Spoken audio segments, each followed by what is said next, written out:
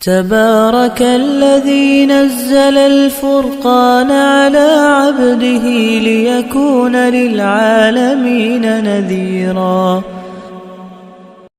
يا من مننت علينا بالأمن والإيمان فصل وسلم على سيدنا وسيد الإنس والجان وعلى آله وصحبه ومن والاهم في الإذعان والإيقان.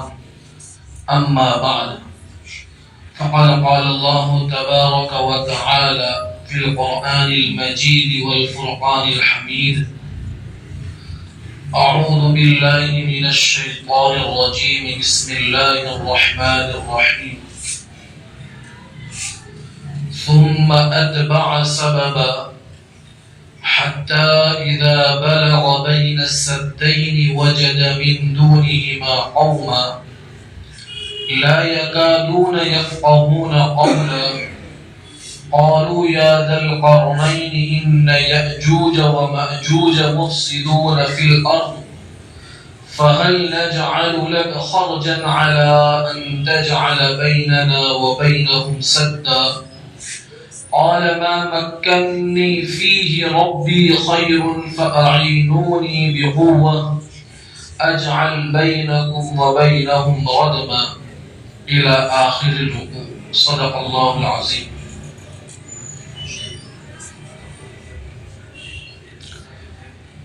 بزرگان محترم، گزشتہ مجلس سے حضرت سکندر ذوالقرنین کا قصہ چل رہا ہے. ذوالقرنین ان بادشاہوں میں سے ایک بادشاہ ہے جنہوں نے تقریباً پوری دنیا پر حکومت کی ہے.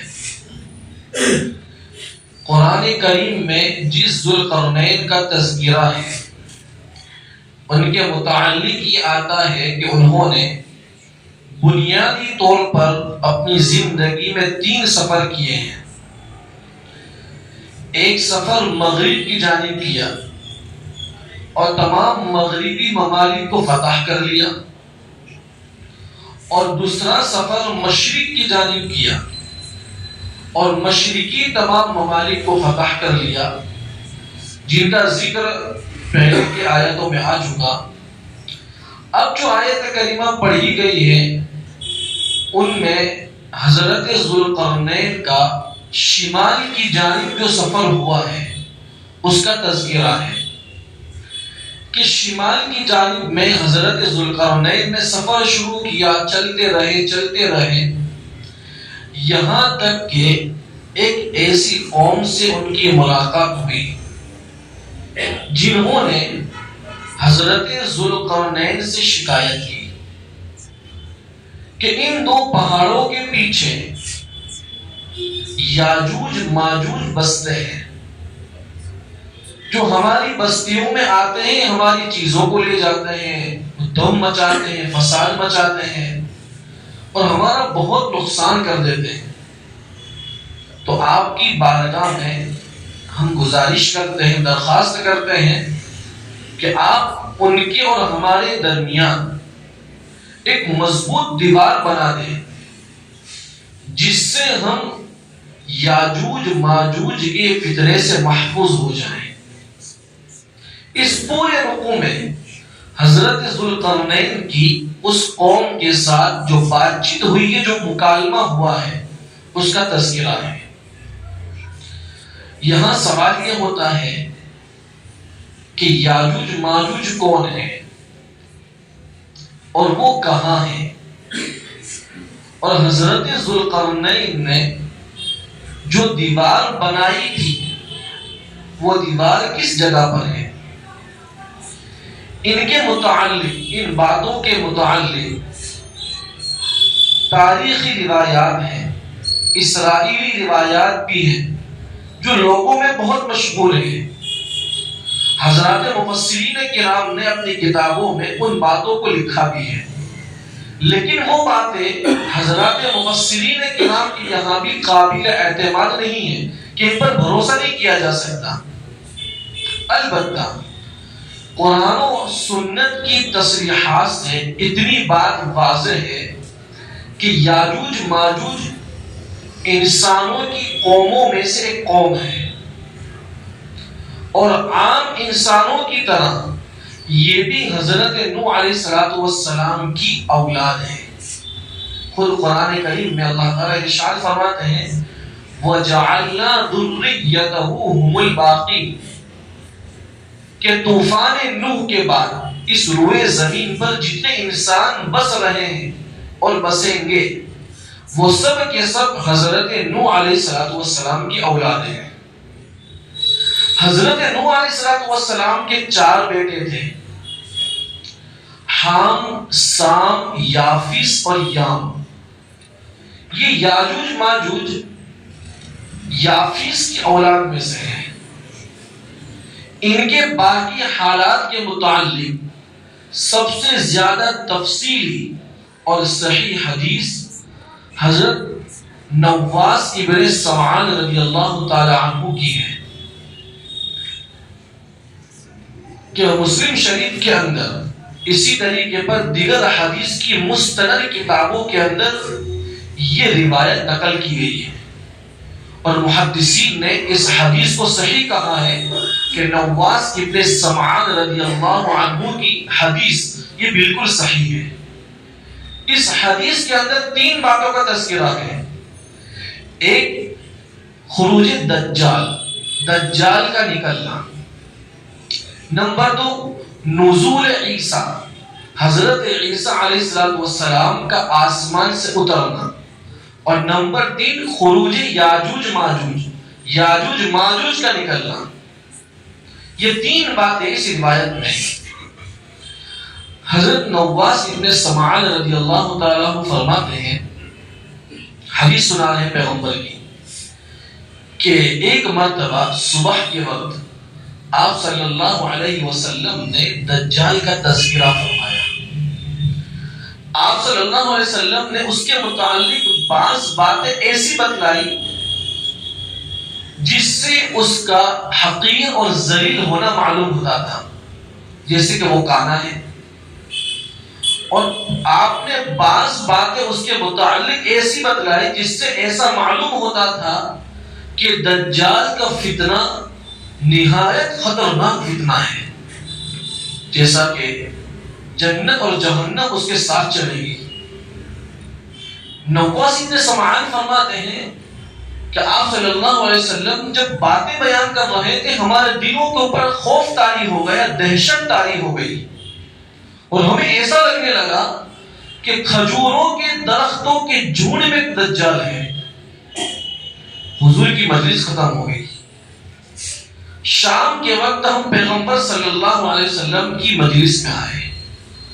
آپ صلی اللہ علیہ وسلم نے ہمارے دل کے تاثرات کو بھانپ لیا اور ہم سے پوچھا تم نے کیا سمجھا؟ تو نواس ابن سمعان رضی اللہ عنہ فرماتے ہیں کہ ہم نے عرض کیا اے اللہ کے رسول، آپ نے دجال کا تذکرہ فرمایا اور اس کے متعلق بعض باتیں ایسی بتلائی جس سے اس کا حقیر و ذلیل ہونا معلوم ہوتا تھا، اور آپ نے بعض باتیں اس کے متعلق ایسی فرمائی جس سے معلوم یہ ہوتا تھا کہ دجال کا فتنہ نہایت خطرناک فتنہ ہے، اور ہمارے دلوں پر دہشت طاری ہو گئی۔ ہمیں ایسا محسوس ہوتا تھا کہ دجال ہم سے اتنا قریب ہے کہ کھجوروں کے درختوں کے جھنڈ کے اندر ہے۔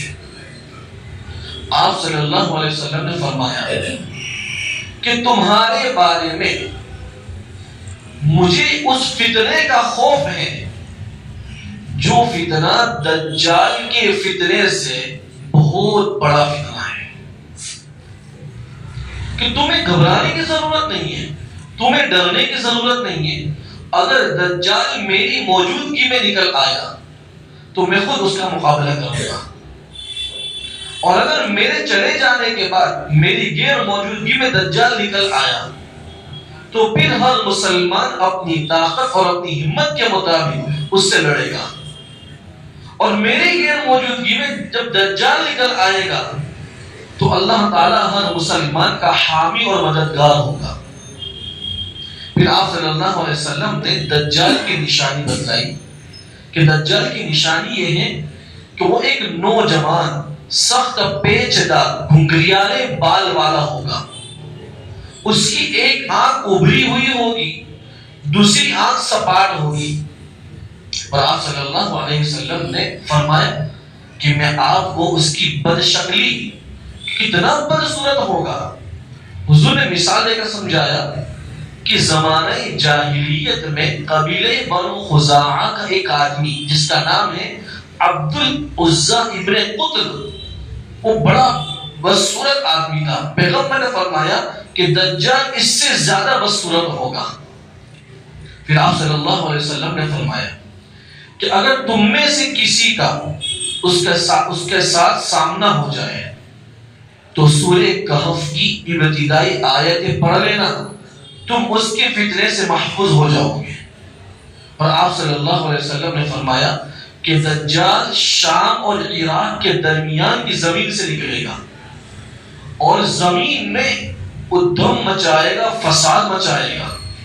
حضور نے فرمایا اے اللہ کے بندو، اس موقع پر دین کے اوپر ثابت قدم رہنا. حضرت ابو سعید خدری رضی اللہ تعالیٰ عنہ کی روایت میں یہ اضافہ بھی ہے کہ دجال جب آئے گا تو پوری دنیا میں وہ سیر کرے گا، پوری دنیا کا چکر لگائے گا، لیکن وہ مدینہ منورہ کے قریب نہیں آ سکے گا. اور مدینہ منورہ کے راستے پر آنا اس کے لیے ناممکن ہوگا. لیکن مدینہ سے قریب ایک نمکیلی زمین ہوگی، دجال وہاں آئے گا. اس وقت مدینہ منورہ سے ایک آدمی اس کا مقابلہ کرنے کے لیے نکلے گا. وہ آدمی ان سب میں ایمان کے لحاظ سے بہترین ہوگا. وہ دجال سے کہے گا کہ تو وہی دجال ہے کہ جس کے آنے کی خبر ہمارے پیغمبر صلی اللہ علیہ وسلم نے دی تھی. وہ سن کر دجال کہے گا لوگوں سے کہ اے لوگوں، اگر میں اسے قتل کر دوں اور پھر زندہ کر دوں کیا تمہیں میری خدائی میں شک ہوگا؟ لوگ کہیں گے نہیں، بالکل نہیں، ہم آپ کو خدا تسلیم کر لیں گے. وہ اس آدمی کو قتل کر دے گا، پھر کہے گا اڑ کر آ جا. وہ دوبارہ زندہ ہو کر آ جائے گا. تو پھر وہ آدمی کہے گا اب تو مجھے تیرے دجال ہونے پر بہت زیادہ یقین ہو گیا کہ میرے پیغمبر نے جو فرمایا تھا وہ تو ہی دجال ہے.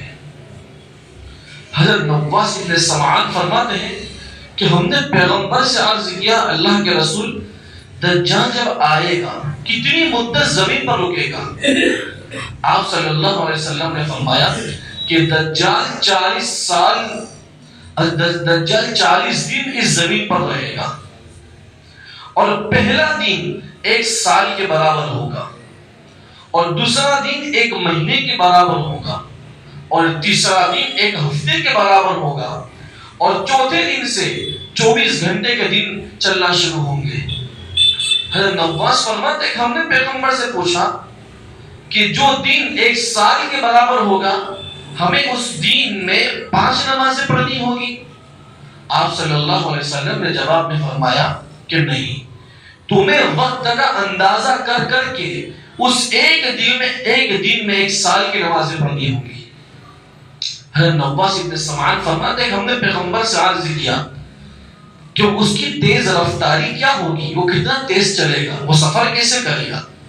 آپ صلی اللہ علیہ وسلم نے فرمایا کہ وہ اس بادل کی طرح تیز رفتاری کے ساتھ سفر کرے گا کہ جس بادل کی پیچھے مسلسل ہوا چلتی رہتی ہے.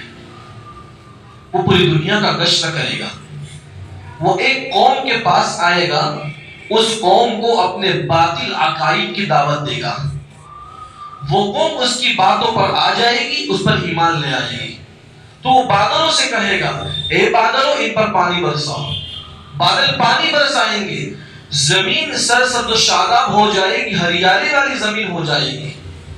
ان کے جو جانور ہوں گے، پالتو جانور، اس زمین سے جب وہ چڑھ کر شام کے وقت گھر پہنچیں گے، اپنے مالکوں کے پاس آئیں گے، تو ان جانوروں کی کوہان کہتے ہیں کہ جانوروں کی پیٹھ کے اوپر جو اونچا حصہ ہوتا ہے، جانوروں کی کوہان روزانہ کے مقابلے میں بڑھ چکی ہوگی، اور ان کے تھن دودھ سے لبریز ہوں گے، اور ان کے پیٹ کھاروں سے بھر چکے ہوں گے۔ پھر وہ ایک قوم کے پاس گزرے گا اور ان کو اپنے باطل عقائد کی دعوت دے گا۔ وہ لوگ مسلمان ہوں گے، مسلمان دجال کی دعوت کو رد کر دیں گے، دجال ان کے پاس سے مایوس ہو کر چلا جائے گا، لیکن مسلمانوں کے اوپر قحط سالی آ جائے گی، مسلمانوں کے پاس کھانے پینے کو کچھ نہیں ہوگا۔ پھر وہ ایک ایسی زمین کے پاس سے گزرے گا جو زمین بنجر ہوگی، ویران ہوگی۔ وہ زمین کو حکم دے گا، اے زمین تو اپنے سارے خزانے نکال دے۔ زمین کے سارے خزانے باہر آ جائیں گے، سارے خزانے دجال کے پیچھے چلنا شروع کر دیں گے، جس طرح شہد کی مکھی کے پیچھے اس کی ساری مکھیاں چلتی ہیں۔ پھر وہ ایک آدمی کو بلائے گا، وہ نوجوان ہوگا، بھرپور جوانی ہوگی، اور اس کو قتل کر دے گا، اور اس کے دونوں حصے کو، جسم کے دونوں ٹکڑے کو اتنے فاصلے پر پھینک دے گا جتنا ایک تیر چلانے والا اس کے نشانے کے درمیان جو فاصلہ ہوتا ہے، اس کے بدن کے دونوں حصوں کے درمیان اتنا فاصلہ ہو جائے گا۔ اور پھر وہ کہے گا کہ چل اٹھ کر آ جا۔ وہ نوجوان لڑکا مسکراتے ہوئے، چمکتے ہوئے، روشن چہرے کے ساتھ اٹھ کر آئے گا۔ اسی درمیان حضرت عیسیٰ علیہ السلام کا نزول ہوگا۔ حضرت عیسیٰ علیہ السلام دو رنگ برنگی چادر پہن کر دمشق کی مشرق کی سفید مینارے کے اوپر اس طرح اتریں گے کہ ان کے دونوں ہاتھ فرشتوں کے پروں کے اوپر ہوں گے، اور حضرت عیسیٰ علیہ السلام جب اپنا چہرہ جھکائیں گے تو ان کے سروں سے پانی کے قطرے اس طرح گریں گے جس طرح کوئی آدمی ابھی غسل کر کر آیا ہے، اور پھر وہ اپنا چہرہ اپنے سر اٹھائیں گے تو پانی کے قطرے اس طرح گریں گے جیسے موتی گرتے ہیں۔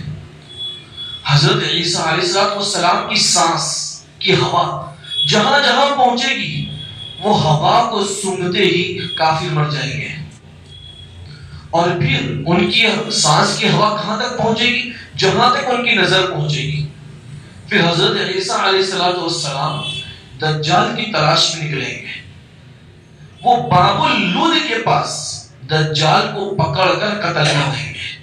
یہ باب اللود آج بھی بیت المقدس مسجد اقصی کے پاس ایک محلے کا نام ہے، وہاں پر اسے قتل کریں گے۔ اور پھر حضرت عیسیٰ علیہ السلام مسلمانوں کے پاس آئیں گے اور مسلمانوں کے چہرے کے اوپر محبت اور شفقت کے ساتھ اپنے ہاتھ پھیریں گے اور مسلمانوں کو جنت کے اعلیٰ درجات کی خوشخبری سناتے ہوں گے۔ اسی دوران اللہ تبارک و تعالیٰ کی طرف سے حکم آئے گا حضرت عیسیٰ علیہ السلام کے پاس کہ عیسیٰ، ہم اپنے کچھ ایسے بندوں کو زمین میں بھیج رہے ہیں کہ جن کا مقابلہ کرنے کی تم میں طاقت نہیں ہے، لہذا تم اپنے ساتھیوں کو لے کر، اپنے رفقا کو لے کر کوہ طور کے اوپر چلے جاؤ۔ حضرت عیسیٰ علیہ السلام اپنے سارے ساتھیوں کو لے کر کوہ طور پر چلے جائیں گے۔ کچھ مسلمان اپنے قلعوں میں بند ہو جائیں گے، اللہ تعالیٰ یاجوج ماجوج کو کھول دیں گے، اور وہ اتنی تیز رفتاری کے ساتھ زمین میں آئیں گے، ایسا لگے گا جیسے پہاڑ پہ سے کوئی چیز دھل رہی ہے۔ اور وہ سب سے پہلے جو لوگ پہلے نکلیں گے، یاجوج ماجوج میں سے جو لوگ پہلے نکلیں گے، وہ سب سے پہلے بحیرہ طبریہ، ایک سمندر ہے، اس پہ سے گزریں گے، تو پہلے نکلنے والے لوگ اس کا سارا پانی پی جائیں گے۔ اس کے بعد جو لوگ نکلیں گے، جب اس سمندر پہ سے گزریں گے، وہ یہ باتیں کریں گے کہ شاید کسی زمانے میں یہاں پانی ہوتا ہوگا۔ اور بعض روایتوں میں یہ آتا ہے کہ وہ زمین میں اتنا فساد مچائیں گے اور بیت المقدس کے پہاڑوں میں سے ایک پہاڑ پر چڑھ جائیں گے، اور اس پہاڑ کا نام ہے جبل خمر۔ تو وہ یہ کہیں گے کہ ہم نے زمین والوں کو تو مار ڈالا، اب ہم آسمان والوں کا خاتمہ کر دیں گے۔ تو اپنے کوہان میں سے وہ تیر نکالیں گے اور آسمان کی طرف تیر بھیجیں گے۔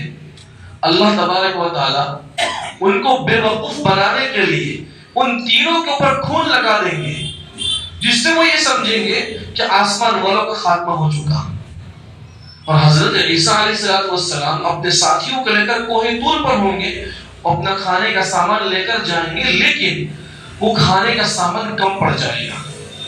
اس وقت ایک بیل کے سر کی قیمت 100 دینار سے بڑھ جائے گی۔ یہ زمین کے اندر بڑا فساد مچائیں گے۔ حضرت عیسیٰ علیہ السلام اور ان کے ساتھی اللہ تعالیٰ سے دعا کریں گے، اللہ تو اس وبا کو تو ختم کر دے۔ اللہ تبارک و تعالیٰ کی طرف سے آسمان سے ایک بیماری، ایک طاعون اترے گا، اس بیماری سے سارے یاجوج ماجوج ختم ہو جائیں گے، مر جائیں گے، ہلاک ہو جائیں گے۔ حضرت عیسیٰ علیہ السلام اپنے ساتھیوں کو لے کر جب زمین پر اتریں گے تو زمین ایک بالش، ایک بلس کے برابر بھی خالی نہیں ہوگی۔ پوری زمین کے اوپر یاجوج ماجوج کی لاشیں ہوں گی، اور ان کی لاشوں میں سے اتنی بدبو آتی ہوگی کہ جس کو برداشت کرنا انسان کی طاقت کے باہر کی بات ہے۔ پھر حضرت عیسیٰ علیہ السلام اللہ تعالیٰ سے دعا کریں گے، اللہ تو اس وبا کو اور ان یاجوج ماجوج کے جسموں کو تو ختم کر دے۔ اللہ تبارک و تعالیٰ آسمان سے ایسے بھاری بھرکم پرندوں کو بھیجیں گے کہ جن کی گردنیں اونٹ کی گردنوں کی طرح ہوں گی۔ وہ اپنی چونچوں کے اندر یاجوج ماجوج کے جسموں کو اٹھا کر وہ اللہ کی جہاں مرضی ہوگی وہاں پھینک دیں گے۔ بعض روایتوں میں یہ آتا ہے کہ وہ سمندروں میں ڈال دیں گے۔ پھر اللہ تبارک و تعالیٰ کی جانب سے بارش ہوگی، اور وہ بارش کوئی شہر کو نہیں چھوڑے گی، کوئی جنگل کو نہیں چھوڑے گی۔ اس طرح اللہ تعالیٰ پوری دنیا کو، پوری زمین کو دھو ڈالیں گے، اتنی صاف شفاف زمین ہو جائے گی۔ روایت میں یہ آتا ہے کہ جس طرح کانچ شیشہ ہوتا ہے۔ اور پھر اللہ تعالیٰ زمین کا حکم کریں گے کہ اے زمین تو اپنے پھل نکال، اپنے پھول نکال۔ زمین اللہ کی نعمتوں کی برکات کا ظہور کرے گی۔ وہ ظہور اس طرح ہوگا کہ ایک انار ایک جماعت کے لیے کافی ہو جائے گا، کہ لوگ اس کے چھلکوں سے چھتریاں بنا کر استعمال کریں گے۔ ایک اونٹنی کا دودھ ایک بڑی جماعت کے لیے کافی ہو جائے گا، اور ایک گائے کا دودھ ایک قبیلے والوں کے لیے کافی ہو جائے گا، اور ایک بکری کا دودھ ایک برادری والوں کے لیے کافی ہو جائے گا۔ یہ برکات کا زمانہ، یہ امن و امان کا زمانہ 40 سال تک رہے گا، اور اس کے بعد قیامت کا وقت قریب آئے گا۔ اللہ تبارک و تعالیٰ کی جانب سے ایک ہوا چلے گی، اس کے بعد ایمان والوں کی بغلوں میں ایک بیماری پیدا ہوگی، جس بیماری کی وجہ سے سارے ایمان والے مر جائیں گے، ختم ہو جائیں گے، ان کی روح قبض کر لی جائے گی۔ اس کے بعد اس زمین کے اوپر کافر باقی رہ جائیں گے، وہ اللہ تعالیٰ کی بے انتہا نافرمانیاں کریں گے، حرام کاریاں کریں گے۔ اللہ تبارک و تعالیٰ ان کافروں کے اوپر اپنی قیامت کو نازل فرمائیں گے۔ یہاں تک حضرت نواس بن سمعان رضی اللہ تعالیٰ عنہ کی روایت ہے کہ انہوں نے پیغمبر کا یہ ارشاد سنایا۔ اب سوال یہ ہے کہ یاجوج ماجوج ہے کہاں؟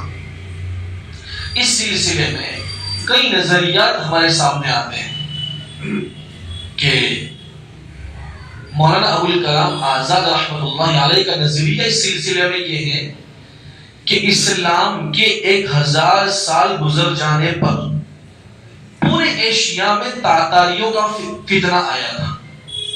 آپ تاریخ پڑھیں گے، اس روئے زمین کے اوپر تاتاریوں کا فتنہ آیا، اتنا خطرناک فتنہ آیا تھا کہ ان لوگوں نے پورے ایشیا کے 1 کروڑ لوگوں کو قتل کر دیا تھا۔ تو ابوالکلام آزاد رحمۃ اللہ علیہ فرماتے کہ تاتاریوں کا جو فتنہ تھا وہی یاجوج ماجوج تھے۔ علامہ انور شاہ کشمیر رحمۃ اللہ علیہ فرماتے ہیں کہ روس کے لوگ، برطانیہ کے لوگ، یہ یاجوج ماجوج کی قوم ہے۔ بعض لوگ یہ کہتے ہیں کہ اور جگہ کے لوگ یہ یاجوج ماجوج ہیں، منگول ہیں، ترک ہیں، یہ یاجوج ماجوج ہیں۔ لیکن اس ضمن میں سب سے زیادہ موافق بات حضرت مولانا اشرف علی تھانوی رحمۃ اللہ علیہ کی ہے۔ وہ فرماتے ہیں کہ جو باتیں قرآن سے ثابت ہیں اور جو باتیں حدیث سے ثابت ہیں ہم اتنا ہی مانیں گے، قرآن سے اتنا ثابت ہے کہ ذوالقرنین یہ اللہ کا ایک مقبول بندہ تھا اور جلیل القدر بادشاہ تھا، اور اس نے یاجوج ماجوج کو روکنے کے لیے ایک آہنی دیوار، لوہے کی دیوار بنائی تھی۔ اور حدیث میں یہ آتا ہے کہ ام المؤمنین حضرت زینب بنت جحش رضی اللہ عنہ فرماتی ہے کہ ایک مرتبہ پیغمبر صلی اللہ علیہ وسلم نیند سے بیدار ہوئے، آپ نے یہ جملہ ارشاد فرمایا، لا الہ الا اللہ ویل للعرب من شر قد اقترب، کہ اللہ کے سوا کوئی معبود نہیں، عربوں کے لیے ہلاکت ہو، بربادی ہو، ایک شر، ایک فتنہ ان کے قریب ہو چکا۔ آپ نے فرمایا کہ میرے خواب میں یہ دیکھا کہ جس دیوار کے پیچھے یاجوج ماجوج ہیں، اللہ تعالیٰ نے اس دیوار میں سوراخ کر دیا ہے۔ پیغمبر نے ہاتھ کے اشارے سے بتایا کہ وہ سوراخ اتنا ہو گیا ہے۔ زینب بنت جحش فرماتی ہے، میں نے پیغمبر سے پوچھا، اے اللہ کے رسول کیا ہم ہلاک ہو جائیں گے؟ ابھی تو ہمارے درمیان نیک لوگ موجود ہیں۔ پیغمبر نے فرمایا کہ نہیں، تم ہلاک نہیں ہوں گے، تم اس وقت ہلاک ہوں گے جب تمہارے درمیان فتنہ فساد بڑھ جائے گا۔ اور ترمذی شریف کی روایت میں یہ ہے کہ یاجوج ماجوج روزانہ جو دیوار لوہے کی بنائی گئی ہے اس کو وہ اپنے ہاتھوں سے کترتے ہیں، اور روزانہ اتنی کترتے ہیں کہ انہیں دیوار کا اس پار کا نظر آنے لگتا ہے، لیکن وہ انشاءاللہ کہنا بھول جاتے ہیں، وہ اپنے گھروں کو چلے جاتے ہیں، رات میں اللہ تعالیٰ اس دیوار کو ویسا ہی بنا دیتے ہیں۔ جب حضرت عیسیٰ علیہ السلام کا نزول کا زمانہ قریب ہوگا، اس وقت ان کے منہ سے یہ جملہ نکلے گا، انشاءاللہ آئندہ جو باقی رہ گیا اسے بھی ہم کھود کر دیوار کو توڑ کر نکل جائیں گے، اس وقت وہ دیوار سے باہر نکلیں گے۔ اور تیسری بات یہ ہے کہ یہ سد سکندری یعنی حضرت ذوالقرنین نے جو دیوار بنائی ہے وہ دنیا میں کس جگہ پر ہے؟ اس سلسلے میں مفسرین نے کئی باتیں لکھی ہیں کہ یہ دیوار جو ہے سد سکندری کہتے ہیں، یہ سد سکندری دنیا میں کئی ہیں، اور ایک دیوار جاپان کی مشہور ہے، جاپان نہیں چین کی مشہور ہے، چین کی دیوار بہت بڑی ہے۔ ایسی کئی دیواریں دنیا کے اندر ہیں۔ بعض لوگ یہ کہتے ہیں کہ بھئی ہم نے جتنی دنیا گھومی ہے، جغرافیہ لحاظ سے جو لوگ کام دنیا میں کرتے ہیں، کہ ہم نے دنیا کے جتنے جنگلات کھنگال دیے ہیں، ہمیں کوئی ایسی دیوار نہیں ملی۔ یہ تو حقیقت یہ ہے کہ اللہ تبارک و تعالیٰ کسی چیز کو چھپا دے، کسی کو نظر نہ آئے، یہ اور بات ہے، لیکن حقیقی بات یہ ہے کہ اس دیوار کا صحیح علم اللہ تبارک و تعالیٰ کو ہے، وہ ہم نہیں جانتے۔ اور قرآن کریم نے اس کے متعلق زیادہ تفصیلات کو اس لیے بیان نہیں کیا کہ ان تفصیلات سے ہمارا عمل کا کوئی تعلق نہیں ہے۔ جتنی باتوں سے ہمیں نصیحت مل سکتی تھی قرآن نے ان باتوں کو بیان کر دیا۔ اب اس رکوع کے اندر حضرت ذوالقرنین اور ان لوگوں کی بات چیت ہے جس کا میں ترجمہ کر دیتا ہوں۔ ثم اتبع سببا، پھر حضرت ذوالقرنین نے شمال کی جانب سفر شروع کیا، وہ چلتے رہے حتی اذا بلغ بین السدین وجد من دونہما قوما لا یکادون یفقہون قولا، یہاں تک کہ جب وہ دو پہاڑوں کے درمیان پہنچے تو ان دو پہاڑوں کے پیچھے ایک ایسی قوم کو پایا جو ان کی زبان مشکل سے سمجھتی تھی۔ ہو سکتا ہے کہ ترجمان سے بات چیت کی ہو، جیسے کہ آج دنیا میں ہوتا ہے کہ ہم کسی اور ملک میں جاتے ہیں تو وہاں ان لوگوں کی بات ہمیں سمجھ میں نہیں آتی تو کوئی گائیڈ لینا پڑتا ہے، ترجمان کو لینا پڑتا ہے، یہاں پر بھی ایسا ہوا ہو۔ قالوا یا ذا القرنین ان یأجوج ومأجوج مفسدون فی الارض، وہ لوگ کہنے لگے اے ذوالقرنین یہ یاجوج ماجوج ہماری بستی میں آ کر بہت ادھم مچاتے ہیں، فساد مچاتے ہیں، فَهَلْ نَجْعَلُ لَكَ خَرْجًا عَلَىٰ أَن تَجْعَلَ بَيْنَنَا وَبَيْنَهُمْ سَدًّا، تو کیا ہم آپ کے لیے چندہ کر کے ایک رقم جمع کر دیں اس شرط پر کہ آپ ہمارے اور ان کے درمیان ایک رکاوٹ بنا دیں۔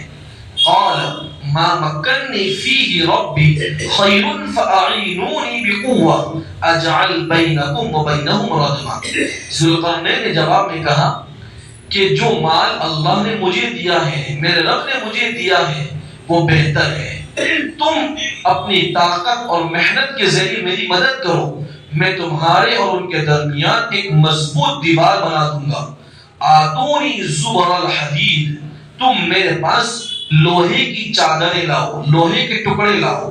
حتی اذا ساوا بین الصدفین قال انفخوا حتی اذا جعلہ نارا قال آتونی افرغ علیہ قطرا۔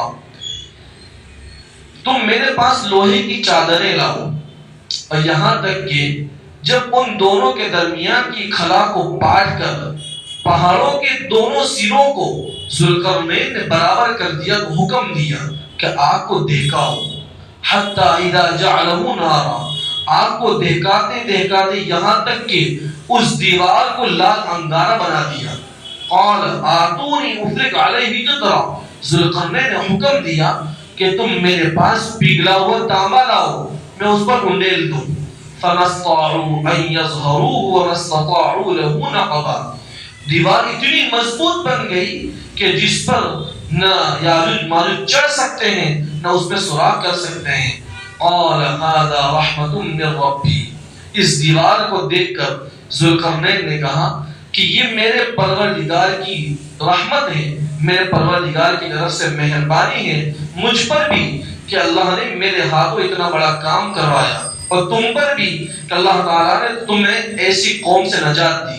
فَإِذَا جَاءَ وَعْدُ رَبِّي جَعَلَهُ دَكَّا، کہ جب میرے پروردگار کے وعدے کا وقت آ جائے گا تو میرا پروردگار اس دیوار کو توڑ کر ریزہ ریزہ کر دے گا۔ وَكَانَ وَعْدُ رَبِّي حَقًّا، اور میرا پروردگار کا وعدہ برحق ہے۔ وَتَرَكْنَا بَعْضَهُمْ يَوْمَئِذٍ يَمُوجُ فِي بَعْضٍ وَنُفِخَ فِي الصُّورِ فَجَمَعْنَاهُمْ جَمْعًا، اور اس دن ہم ان کو اس حالت میں کر دیں گے کہ وہ ایک دوسرے کے اندر موجے مارتے ہوں گے، اور سور پھونکا جائے گا تو ہم سب کو ایک ایک کر کے میدان محشر میں جمع کر لیں گے۔ وَعَرَضْنَا جَهَنَّمَ يَوْمَئِذٍ لِلْكَافِرِينَ عَرْضًا، اور ہم اس دن جہنم کو کافروں کے روبرو پیش کر دیں گے۔ الذين كانت اعينهم في غطاء عن ذكري وكانوا لا يستطيعون سمعا، کہ جن کی آنکھوں پر دنیا میں میرے ذکر سے پٹی بندھی ہوئی تھی اور وہ حق بات کو نہیں سنتے تھے۔ اس رکوع میں ذوالقرنین کا واقعہ مکمل ہو چکا۔ اب اس سورہ مبارکہ کا آخری رکوع باقی ہے، اب انشاءاللہ 2 ہفتوں کے اندر آخری رکوع بھی ختم ہو جائے گا اور یہ سورہ مبارکہ ہماری ختم ہو جائے گی۔ اللہ تبارک و تعالی ہمیں عمل کی توفیق عطا فرمائے۔ سبحان اللہ و بحمدہ، سبحانک اللہم و بحمدک، ونشهد ان لا اله الا انت، نستغفرك ونتوب الیک۔ سبحان ربک رب العزة عما یصفون، والسلام علی المرسلین، والحمد للہ رب العالمین، برحمتک یا ارحم الراحمین۔